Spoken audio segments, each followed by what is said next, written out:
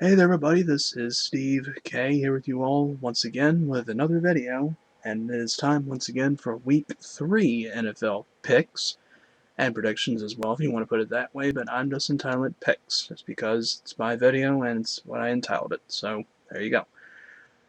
So, Week 2, I'm going to have to go over what happened with my stats, like how I did and stuff, as I know some of my friends usually go over like how well they did and stuff. I think I did pretty lousy, as I know some of the teams I picked really did not win and stuff. I'll have to really go over what it was. If I had to guess, I'd probably say 5-11. So, or it could be lower than that, but I'll figure that out another day. So anyway, I had the same guess that I had before. My good friend, my good Maryland native, Marty. Romeo and Juliet, please don't screw me up like I did last week.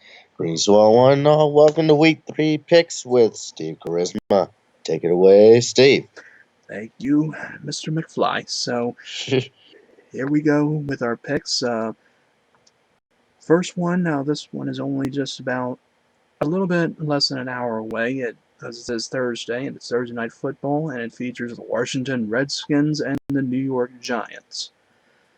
The Washington Redskins get their first win of the season from Sunday, and the New York Giants are still searching for their first win.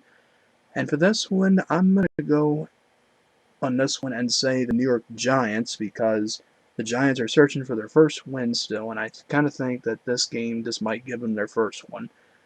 What's his name? The quarterback for the Redskins, Kirk Cousins, who led them to victory, did pretty well while Putnam said about giving Colt Coy the start, but I don't really know about that. I still just think, I think they kind of got lucky, getting their win, but the Giants come off their loss. I kind of think, again, that this is going to be their first victory. And I think for a final score for this, I'm going to say 27-20. Alrighty. The NFC East appears to be up for grabs this season, giving the Giants and the Redskins hopes to return to the playoffs. They meet at MetLife Stadium not too long for now, an important divisional match. New York has again yet to get a victory, and the 1-1 Redskins began the year as long shots to make it to the postseason. But the undefeated Dallas Cowboys are in trouble after losing Tony Romo for 8 weeks, and the Philadelphia Eagles have lost their first 2 games of the season. Yes, I finally got it right this time. Yay. Yay. A lot has been made about Washington's decision to start Kirk Cousins over RG3, but the team has relied largely on their running game just to score points. The Redskins have 16 fewer passes than they do on rushing attempts, and they've totaled just 56 more yards through the air than they have on the ground. On the other hand, the defenses for New York and Washington have been on opposite sides of the spectrum through the last 2 weeks. The Redskins ranked first overall in total defense, allowing 469 yards. The Giants are second to last in all football, having surrendering 838 yards. Yeah, oh my. Washington's defense has been impressive, but it probably won't be as good when it faces a team with formidable offensive weapons. New York could be undefeated had it not been for critical mistakes late in their games. Losing games like that might be the sign of a team that lacks resolve, but the Giants should have enough this time around by containing a Redskins offense. They can't continue to rely so much on the run. And Giants win 28-22. Okay. Now we just move on to our Sunday games, and this is the first one according to here where I'm doing this. This is going to be between, excuse me, this is going to be between the Atlanta Falcons and the Dallas Cowboys in Dallas.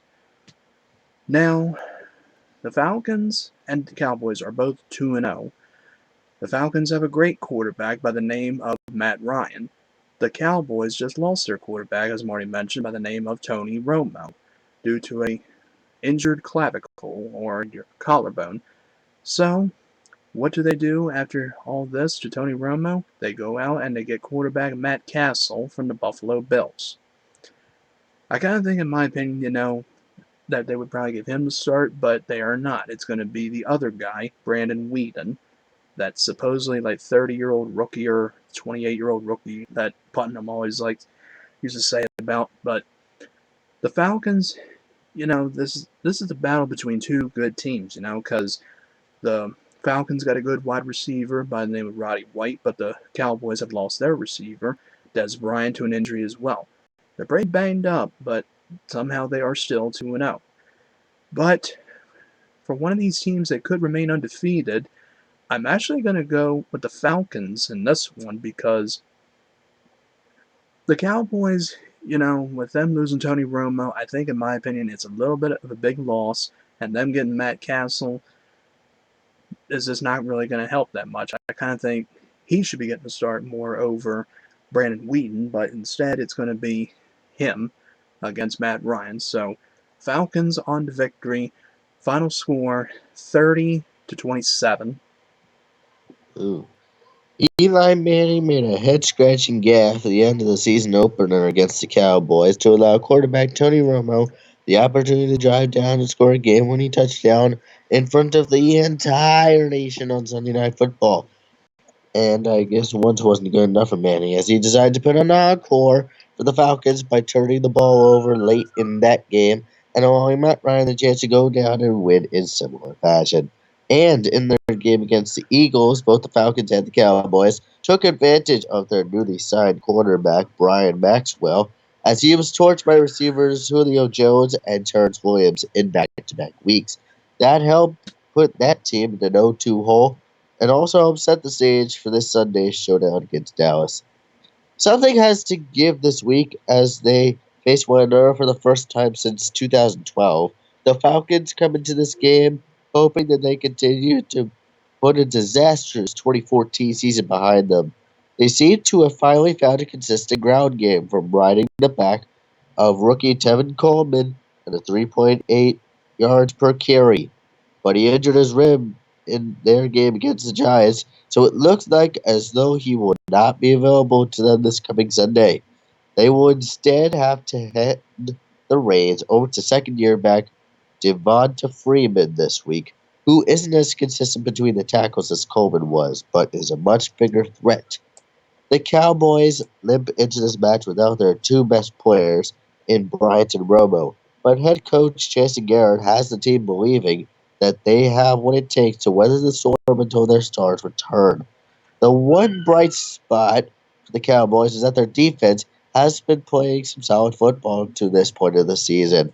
As a unit, they've only allowed one garbage time touchdown in 2 games. The Cowboys will look to them to help keep this game close and possibly win it for them with some key turnovers late in the game. However, without Romo, I don't think it'll be enough. Falcons win 25-24. Ooh, by a point. Okay. Next game is a battle between the Indianapolis Colts and the Tennessee Titans.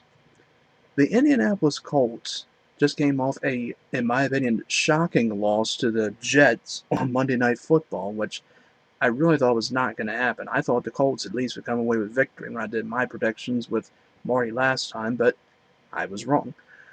And the Tennessee Titans won their first game of the season against Buccaneers, if I'm not mistaken. And yeah, I mean, they're this is this game, could be it could be one way. It could be a blowout or it could be a pretty close game, but you never really know what could happen. So I'm pretty much am set on the Colts in this one because I really don't see the Colts going 0-3 because for one, Andrew Luck is a great quarterback and so is Mariota of the Titans too. This is a battle between two pretty good quarterbacks, but I just see the Colts getting this win pretty much more from what I say. I just don't see them going 0-3. So Colts for the win. Final score 33-18. Ooh. The Indianapolis Colts are known for their high-octane offense, but they've had trouble getting the offense off the ground in the first 2 weeks of the season. Andrew Luck and the Colts have faced off with two of the NFL's toughest defenses in weeks 1 and 2, and they've had some weaknesses revealed. Luck was supposed to be an MVP candidate this season. The team can bounce back against the Titans in Nashville. Marcus Mariota had a flawless debut against the Buccaneers in Week 1. The former Heisman Trophy winner racked up 4 touchdown passes in his first regular season game as a pro. He didn't have it easy last week, though, against Cleveland.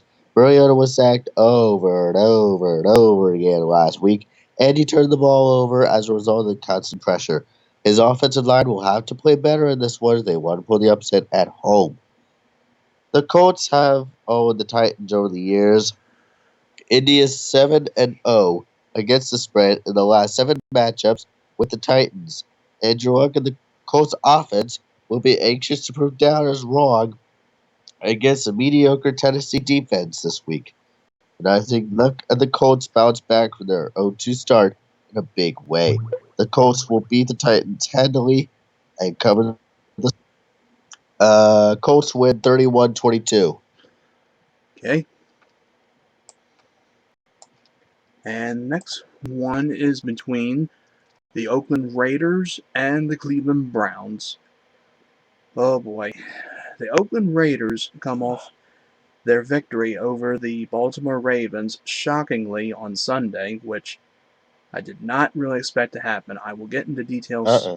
I will get into details soon of that. I'll just not get on with it. But here's the deal. Now with their quarterback Josh McCown cleared to play for the Browns, he is going to get the start over Johnny Manziel instead, while Johnny Manziel led him to victory over the Titans.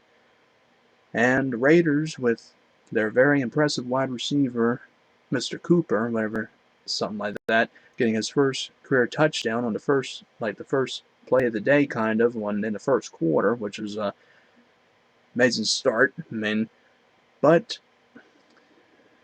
this could go either way, because I really think it could. I'm going to go with the Oakland Raiders, because I've said before about the Browns and stuff, you know my opinion and stuff, but I think pretty much Josh McCown, he's not too bad of a quarterback and stuff, but even though Johnny Manziel kind of led him to victory and stuff, but don't think that's going to happen, though. I think the Oakland Raiders will take it away from them. Final score 26-20. Oh. The Oakland Raiders surprised everyone with a huge win over us last week at home. Although I do have to say, Derek Carr was great against a tough Baltimore defense. Carr passed for 351 yards and 3 touchdowns last week. Carr has really grown as a quarterback over the offseason, and he looks like a franchise quarterback last week. He'll try to have another solid performance on the road in Cleveland. Johnny Manziel, on the other hand, other known as Johnny Football, was fantastic against Titans last week. Fantastic. Manziel led the Browns. Yeah. Manziel led the Browns to a victory over Tennessee, and he impressed many Browns fans in the process. Yeah. Has the Johnny Football era officially begun in Cleveland? No, not yet anyway. Yeah. The Browns announced that Josh McCown would start in Week 3 despite Manziel's electrical performance. It's mostly due to Johnny's lack of ball security. He has fumbled the ball 4 times in less than 2 whole games, but there's no doubt that Manziel brings more excitement and big play potential to this offense. If McCown falters early on, Manziel could get another chance in this matchup against the Raiders. But I think they'll pull it out. Cleveland wins 26-21. Which leads us to the next game, and that is the Cincinnati Bengals and the Baltimore Ravens. The first home game for the Ravens after having 2 away games, first against Denver and now the second one against Oakland. Here's really my opinion about the Ravens. It's tough on our defense, as I mentioned, without Terrell Suggs and other players too that are not here with us as well, Torrey Smith and Jacoby Jones. I can understand, Jacoby Jones and all that, but Torrey Smith, I'm kind of disappointed. Kind of wish I could have left him there to have a number 2 receiver right next to Steve Smith Sr., but instead we have this guy playing by the name of Kamar Aiken, and he winds up fumbling the ball, which turns it over, and that gives it right back to not the Bengals, the Raiders, and they get into another score and make it 10-0 with the field goal, I think. But we signed this veteran player by the name of Jason Babin, and he was inactive for the game. Everybody wanted to see him play, but he did not. So instead, the Ravens, who wind up getting the lead back later in the game, but not only that, this, in my opinion, cost us the game. This damn roughing the passer call on one of our defensive men, that I think, in my opinion, that really cost us the game right there. Had that not have happened, I think we may have won the game. But instead, that happened. They get a touchdown. Now we got one potential shot left, maybe, with like 26 seconds to go, and Flacco throws a pick again, just like what he did before in week 1 when we had a chance to get the touchdown and take the lead, but he found the wrong guy in the end zone. But Flacco, I gotta say, looked better in week 1. He really did. But the defense was not there, as people said. Now, Jimmy Smith was doing all right, and a few others. Lardarius Webb got hurt a little bit, but he still managed to stay in the game. But I'm saying pretty much, we are just not looking good. And as a response to Putnam, because he did his video with NG2C Network, Garrison Newkirk, and he said to me, "What is wrong with our team?" I don't know, Putnam. All I'm just saying is our best man is hurt, and we're just really struggling right now. It's still early. It's only week 3. I mean, look at you guys. You lost to the Jacksonville Jaguars. I mean, even though they were due for a win and stuff, but I know it sucks to be your team. Well, too bad. But all I'm just saying is, our team is not looking good so far. But for this game, I know Putnam is going with the Bengals, but as much as I am a fan and stuff, I cannot go against my team. I have to go with my Ravens because I feel kind of bad, going for the other team, even though it seems like the Bengals could take the victory from us, but I doubt it. I don't see us going 0-3. I see this as a victory for us by 3 points by a field goal, 30-27. Where do I start with last week? God, need I mention anything about that game last week?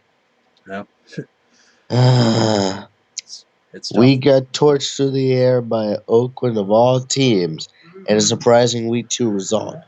As I said earlier, Derek Carr passed for 351 yards as his team put up 37 points. Raiders receivers Michael Crabtree and Amari Cooper both went over the 100-yard mark. Earlier this week, Baltimore traded a 2016 7th-round pick in exchange for Dolphins cornerback Will Davis. Davis was a 3rd-round pick. God damn it, did it again! Hey, it's not Romeo and Juliet this time. Nope. It's a prick instead of a pick. It's a prank instead of a pick. Anyway, Yeah. he was a 3rd-round pick out of Utah State in 2013. He played 15 games last season, recording 25 tackles and 3 passes defense. I can't speak. God dang it. Defensed. This defensive unit is scrambling for answers with Terrell Suggs out for the season because of a ruptured Achilles. In addition to that issue at linebacker, Baltimore secondary has also been without Rashad Melvin so far this season due to a thigh injury. But let me say this right now. There's no I in team. One person, I mean, I know it's a big part of the team, but hey, hurt us bad when Ray Lewis retired a couple seasons ago when we won that Super Bowl. I think we can pull it out. I think we can finally get a win, especially in front of our home crowd, which we know we will rock you. Yep. Yes, and that's a fact. Yes. I think the Ravens will win it in front of their home crowd, 24-20. That's the spirit. Yes. Now we get on to, my opinion, this is an ugly matchup, but I think it is. But I don't think it can go either way, but we'll see. The Jacksonville Jaguars and the New England Patriots. Oh dear. Oh boy. Uh, The Jaguars get their first win over the Dolphins, and the New England Patriots continuing to do what they still are continuing to do, and that is winning. As much as I don't like to go with them for picks and all that, but they are. I mean, it's Tom frickin' Brady. He's still doing what he does, and he's doing what he is doing. Being the quarterback and winning games, while the Jaguars are just got a lucky win over the Dolphins, and this one I just think is not going to be too pretty because it just is a tough matchup. I know Mikey is probably he may be looking forward to this, or he could be this could be having his his thoughts about it, or his whatever you might say about it. But sorry, Mikey, but I am going with the Patriots, and final score 33-20.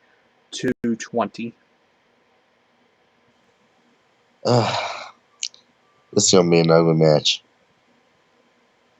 Let me just say it right now. Jacksonville's victory over the Dolphins was a good one last week, but the day was not entirely perfect. Running back Denard Robinson suffered an unclosed left knee injury and is expected to miss a few weeks. It appears to be something along the lines of an MCL sprain and is not feared to be season ending. Robinson obviously will not be in uniform for Sunday's game at New England. The former Michigan star led the Jaguars in rushing last season with 582 yards, but he is now a change of pace option behind go-to guy TJ Yeldon. Robinson had 6 carries for 28 yards and 2 receptions for 26 yards against Miami before exiting last week. Bills head coach Rex Ryan said prior to the Week 2 showdown against his team in New England that he did not know the name of one Patriots running back, Dion Lewis. Although Ryan will not admit it, he may know the name now. Lewis is filling the role of passing back, in quotation marks, an unofficial position in the backfield often used by Bill Belichick.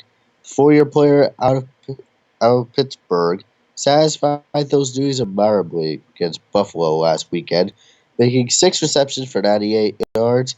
He also rushed 7 times for 40 yards and 1 touchdown.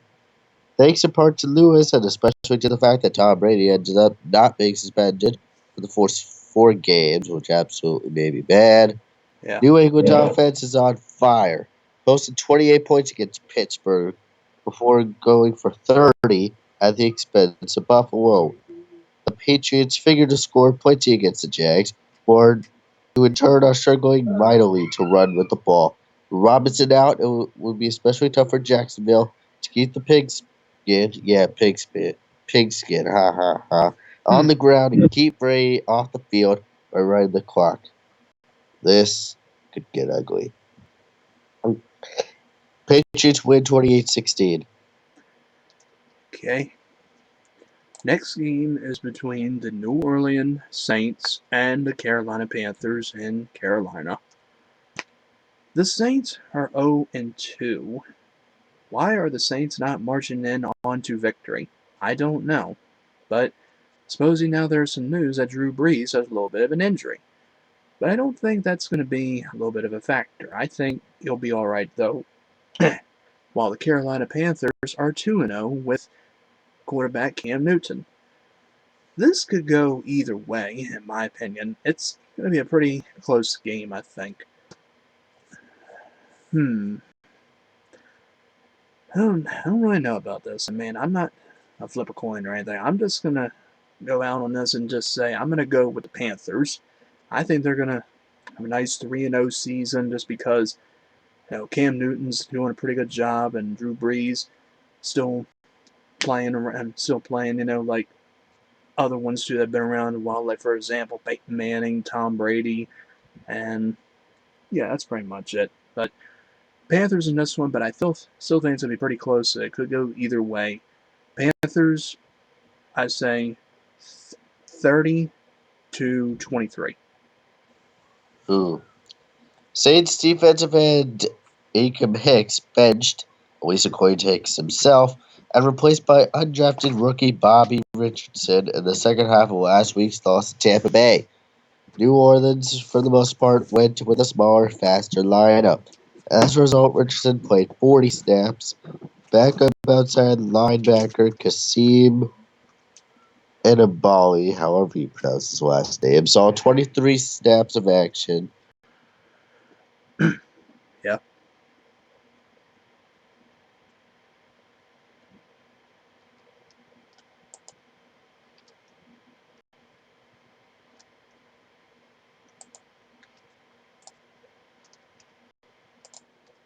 Well, folks, I think Marty had to step away or so. I think had oh, okay. Oh, don't worry, I can't type either tonight. Oh, okay. Yeah, Eric Holloway, my bad. Anyway, That's fine. where was I? Oh, yes. Okay. That guy, we'll just call him that guy, saw 23 snaps of action, and undrafted rookie Obum Gwacham lined up on the outside of the line for 8 plays. Panthers middle linebacker Luke Kuochi had missed the last 6 quarters because of concussion. Defensive tackle Star Lutueli, I can't pronounce these names, had not yet played this season due to a foot injury. Despite all of it, Carolina is 2-0 and has given up a combined 26 points, 9 to Jacksonville and 17 to Houston. Blake Bortles has combined a meager 54.5 quarterback rating last week, and Ryan Mallett played his way to just a 57.0 quarterback rating against the Panthers last week. Rarely has anyone been able to argue that it doesn't even matter, Brucey. Drew Brees, god dang it. Drew Brees takes the field for New Orleans, but that is arguably the case this week against Carolina. Brees, who is dealing with a bruised rotator cuff, has been a shadow of his former self through 3 games. At clearly less than 100%, the veteran would have a hard time turning things around against a defense as formidable as of that the Panthers. As of yesterday, it sounds like Brees probably will not play. Regardless, the Saints defense will have to improve drastically if the underdogs want to have any chance of this one. Carolina Panthers win 23-25. Okay. Yes. Next game is a battle between the Philadelphia Eagles and the New Jersey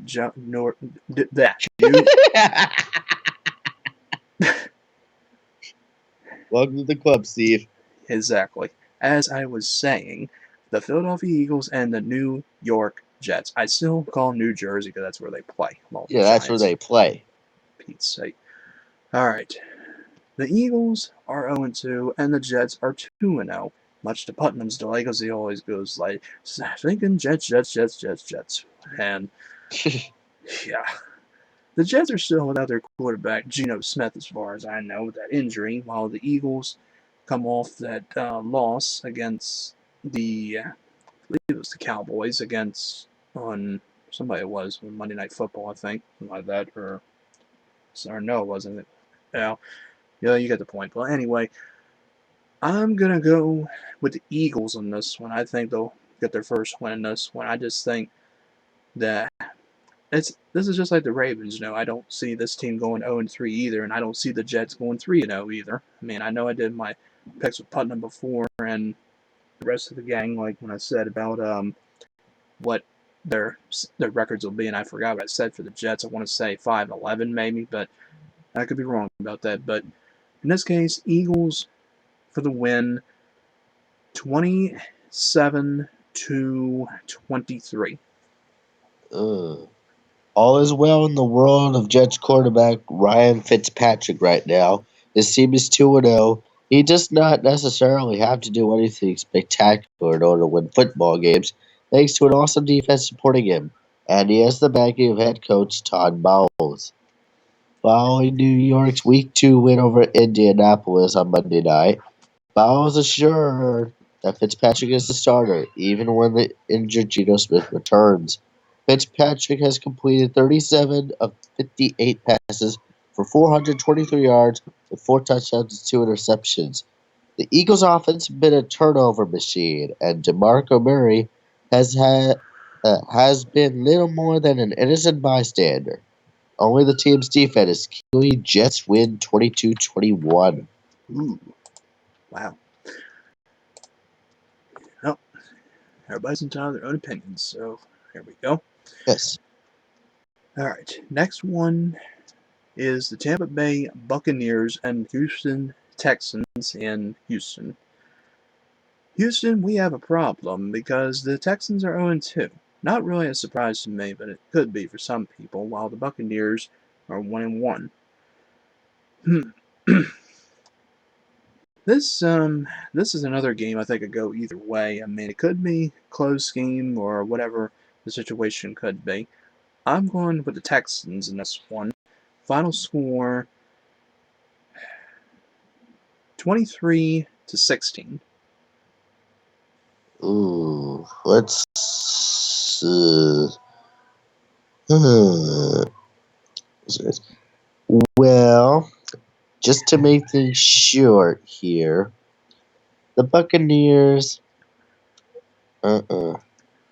Well, yeah. Just to keep it short, Texans win 22-18. That was indeed quick. So Yes, short and sweet and simple. So short and sweet. all right. Next one is the San Diego Superchargers and the Minnesota Vikings, or to some people, Vikings. But Yes. yeah, the San Diego Chargers, they've been doing pretty well. I mean, but when they had that loss against, I mean, no, that win, excuse me, against the Detroit Lions on the first game of the season, I thought for sure the Lions were going to come away and take the victory, but they did not. So instead, it was the Chargers and the Vikings. I mean, that game on Monday Night Football with the Vikings and the 49ers, I mean, that game, in my opinion, was an absolute disaster. I mean, it just, people were, like Putnam was talking about and saying that it was just, he turned it off like around halftime. I mean, well, Vikings are just not really playing the best, and Chargers are just pretty much so-so. I mean, you got Adrian Peterson back with them, and you got Philip frickin' Rivers for the Chargers, a really outstanding quarterback, and Teddy Bridgewater for the Vikings. But I see this, in my opinion, as a win for the Chargers. Just because it just seems like the right choice to go with. It may be the right choice, or it could be the wrong choice. You never know. I say Chargers win 27-18. All right. Chargers rookie running back Melvin Gordon showcases big playability despite a week 2 loss to the Bengals, or in this case, Bengals. He rushed for 26 yards on his team's first play from scrimmage before adding runs of 27 and 20 yards later on. The former Wisconsin star has 30 carries for 139 yards through 2 outings in addition to 4 receptions for 26 yards. After getting absolutely embarrassed by the 49ers rushing attack, Minnesota bounced back in week 2 with a stellar defensive performance against Detroit. The Lions managed a mere 38 yards on the ground, and quarterback Matthew Stafford was their leading rusher with 20 yards on 4 scrambles. Amir Abdullah carried 6 times for 9 yards after parlaying 7 attempts into 50 yards in Week 1 against San Diego. This should be an intriguing battle of strength versus strength, as Gordon and Woodhead are going up against a confident Minnesota rushing defense. Early in his career, however, Gordon will have to work on consistency.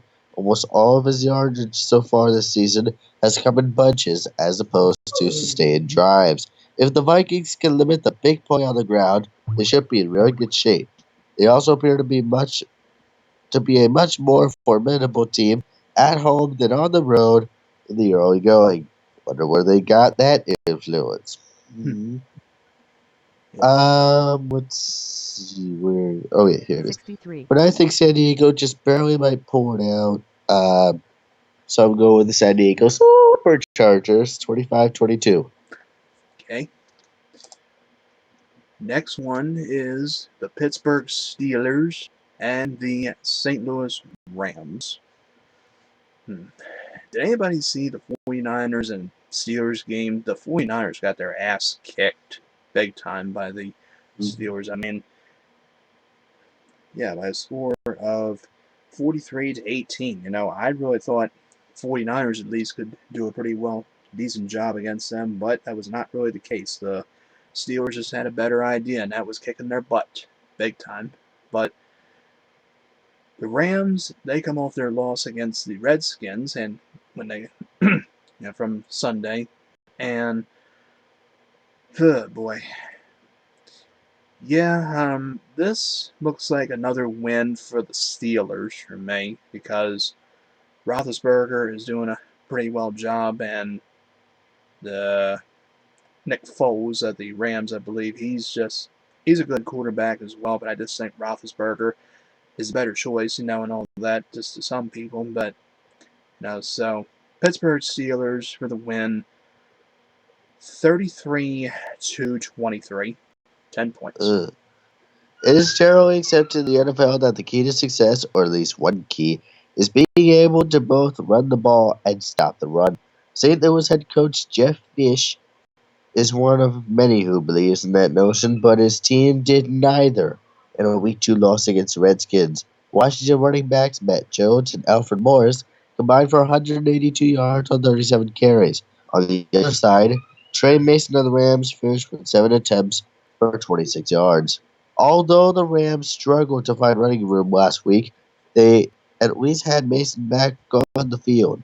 The former Auburn Tiger had missed the opener because of an injury. Especially bad news for St. Louis, even though it upset Seattle, because Todd Gurley is still finishing up his rehab from a torn ACL, which he is questionable for Week 3. Now Mason has a game under his belt, but the same cannot be said for Pittsburgh's Bell. Will his return mess up the flawless chemistry between the offense and Williams? Getting a point by taking the Rams at home is a bonus. The over also looks as an intriguing play. So give me the St. Louis Rams to win 28-21. Ooh, wow, okay. All right. Next ones are the 4 o'clock games, the 4 o'clock Eastern ones, 1 p.m. Pacific, as you know. And this one is between the San Francisco 49ers and the Arizona Cardinals.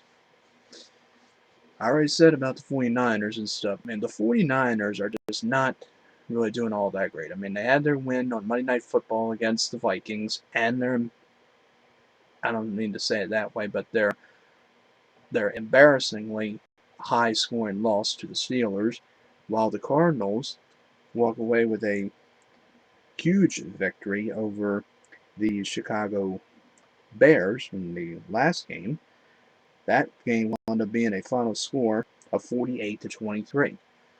Because Carson Palmer, who is their quarterback is still doing a pretty good job with Larry Fitzgerald around there too.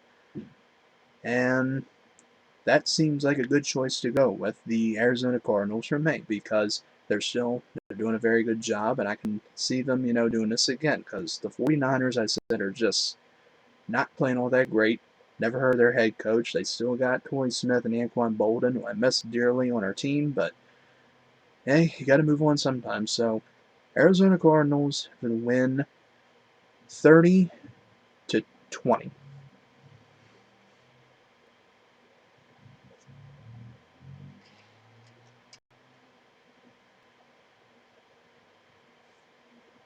And looks like Marty got called away again, maybe.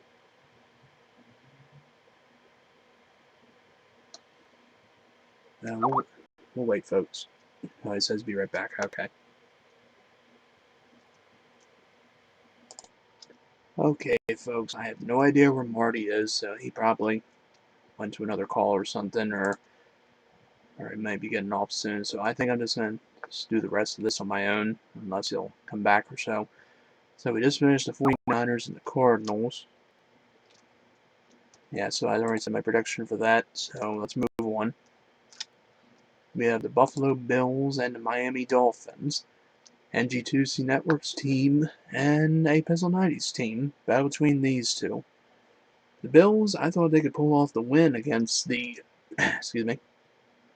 the Patriots, but that wound up not happening. I mean, the Patriots pretty much came away with the victory, and the Dolphins lost to the Jaguars.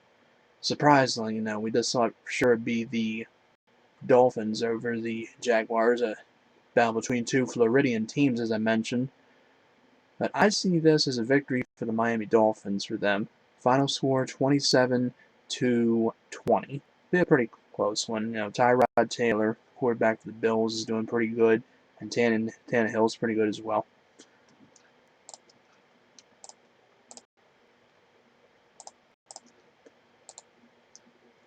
Next one, the Chicago Bears and the Seattle Seahawks. The Bears are 0-2. Yeah. I mean, their quarterback is not so well, like I said about Jay Cutler, and the Seahawks are 0-2 as well. The team, against the defending Super Bowl champion, the Patriots. But I'm going to see this as a victory for the Seahawks because I just don't see them going 0-3, as I said about a bunch of other teams as well. I can see the Bears going 0-3 just because they're just not doing so well. So Seahawks for the win, 30-17. The next one, the Sunday Night Football matchup between the Denver Broncos and the Detroit Lions. One team that is undefeated, the other team is looking for their first win. And the Broncos will have their win on Thursday Night Football against the Chiefs, while the Lions are, again, just looking for a win. And I don't think even though this is in Detroit, I think this is going to be a victory for the Broncos. Final score, 30-18. And finally, a Monday Night Football matchup between the Kansas City Chiefs and the Green Bay Packers, the Cheeseheads. The Chiefs, as I mentioned about them before, the Packers continue to do what they are doing, and that is winning, and I still think they will keep up their winning streak. They'll be 3-0, and the Chiefs go to 1-2, and Packers win 30-23. And that's going to wrap it up for this, so sorry that Marty, didn't come back and stuff. He probably just had some business to take care of. That's alright, I'm pretty sure he'll understand. So that'll wrap it up for this video. Hope you all enjoyed. Like, comment, subscribe, please, and you all take care.